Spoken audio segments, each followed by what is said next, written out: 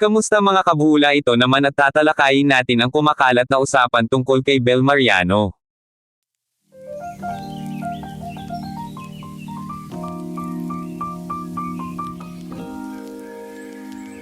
Isang influencer nga sa TikTok ang nagsalita na hindi niya bet ang ganda ni Bel Mariano. O hindi talaga siya nagagandahan kay Bel Mariano. Ito at panoorin natin ang kanyang panayam kay Bel.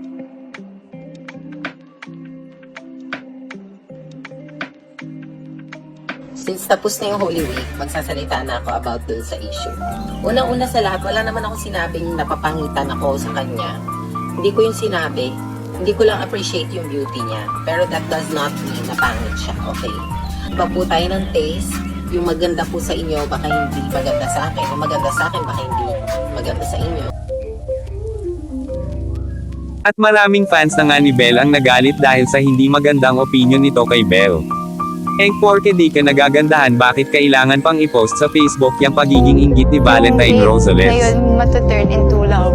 Tapang umiyak, pero di nagpapasunla. At ito naman ang patama ng isang fan ni Bel Mariano kay Valentine Rosales.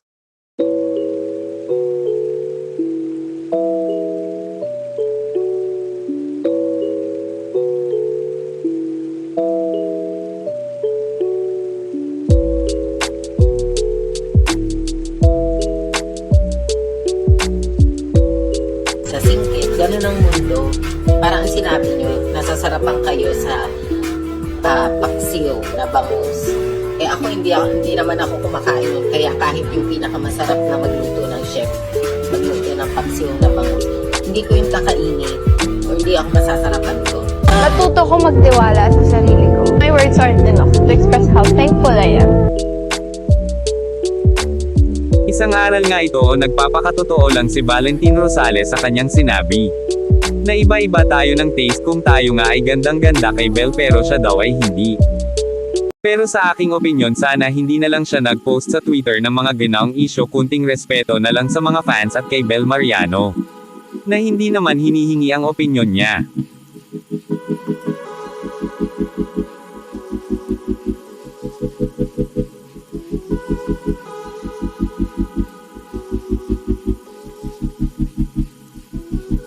Matatandaan rin na naitanong na sa Don Bel o kay Donnie ang issue about Don.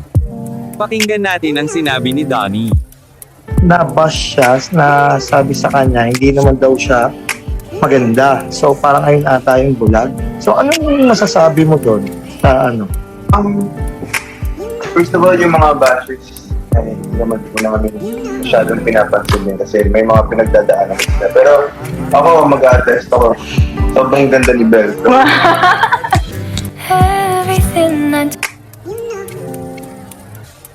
I hear the beat. It's in my chest. Got me feeling some kind of way. I confess the rhythm takes over. No